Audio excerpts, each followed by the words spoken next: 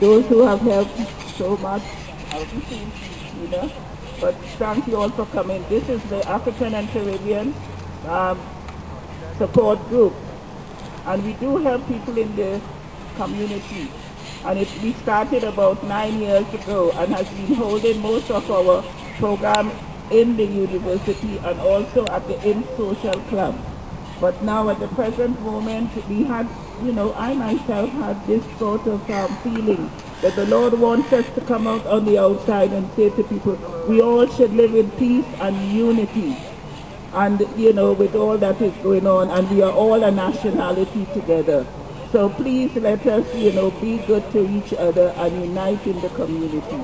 So here we are. We're not going to do any prayers or anything like that, but we're going to play anything that you all want us to play for you and sing. We have a singer here, and we have the ladies who will do anything.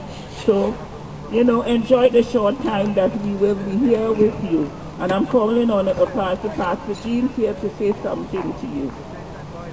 The most important thing is to believe that you can do anything in life and teach each other to live in peace together.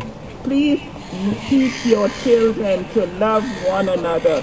Hold your head up high and walk with pride. Show respect for each other. Every one of us has got the right and responsibility. Our motto here is to love one another, to, as we work together, we all join together in peace. Together we aspire and together we achieve. One cannot do it alone. Let's do it as a nation of the world. Love one another. Okay, so now I'll turn you over to Pastor, who will say something here. I think this is going to... My goodness. Thank you very much. This is going to be short and sweet, I think, because I'm freezing cold. Lincoln is famous in history, really famous in history. According to a report on the Black History Month website, black people aren't famous, they are infamous. And you kind of think, infamous? Have they forgotten about Barack Obama?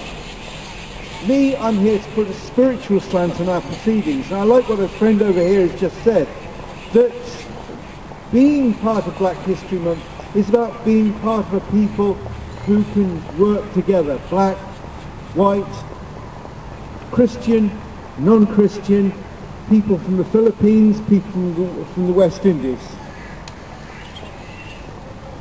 It's really ironic in a way that I'm here as a white person speaking about Black History Month when they should be inviting my friend Ian Sweeney. Ian Sweeney, black preacher, voted the Times Preacher of the Year a few years back. He's a really, really good preacher. An ordinary working class young man who said, no, I really want to follow my lead, I want to follow what God is calling me to. And instead of being what some people were saying, he could be a great doctor, a great lawyer, he said, no, I really want to follow what God is calling me to do. Back to Black History Month and the greats of biblical history. We could start with Abraham. Not, of course, Father Abraham, but the real Abraham, the patriarch from all those years ago. He prospered in what was called, in what we call the Fertile Crescent, way down south. God, who knows all people, decided he needed someone who would pass a message on of, well, how should we put it? A great message of a people who would be drawn together, people who would be more than just seeking their own selves, looking after their own selves. And so God said, I want to give a promise, but I've got to give it to the best man, Abraham. And Abraham, of course, not this white man with his white hair, but God chose a man who was likely of very dark skin. And it's appropriate in Black History Month to remember great men just like him.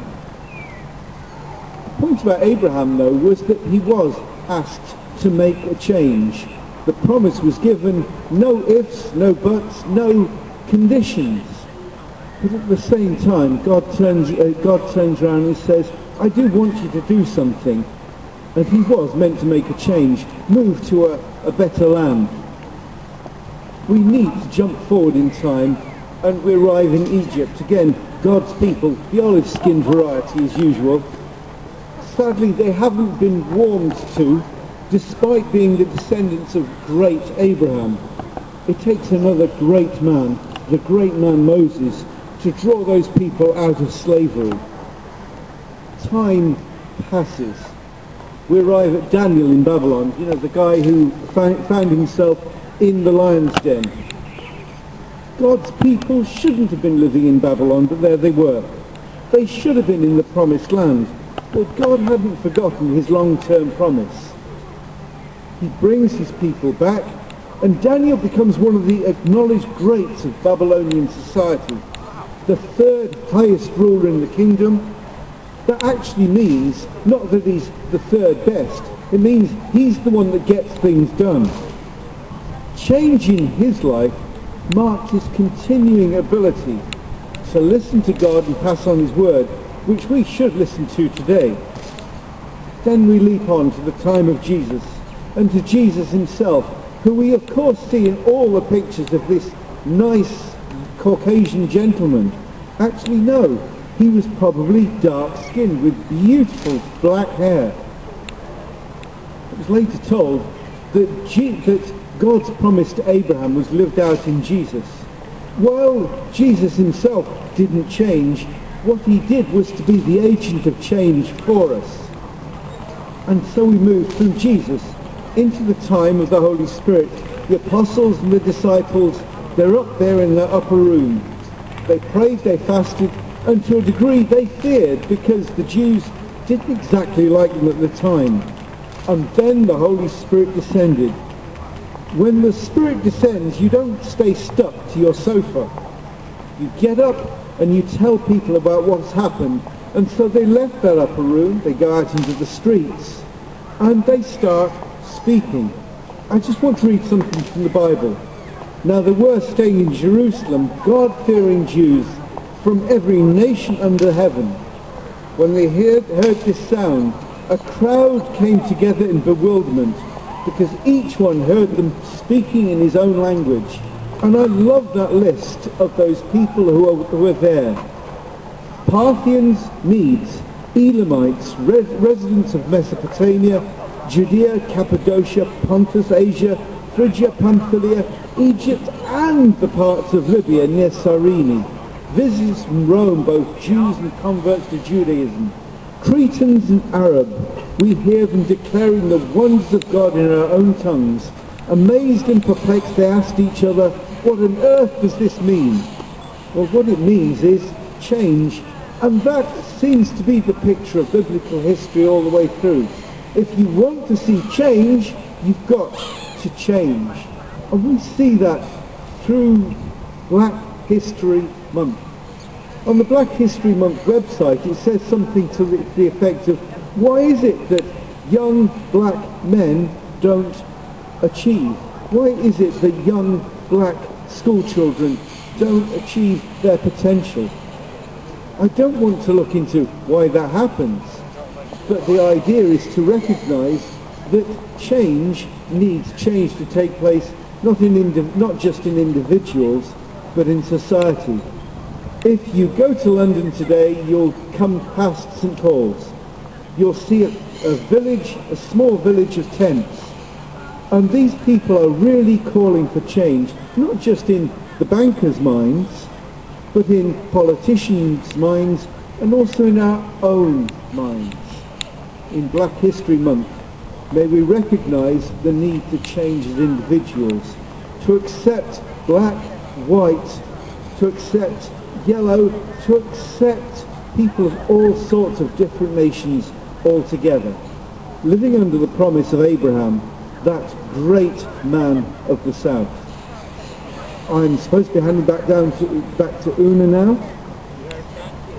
Please remember Black History Month, that there are greats in black history, because God is at work in all people.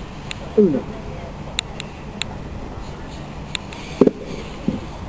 As Peter said, I have to call him Peter today because he's not preaching, he's giving the word, really. At the ending, he said something, but there is excellence inside all of us. There is goodness in the seed of you all.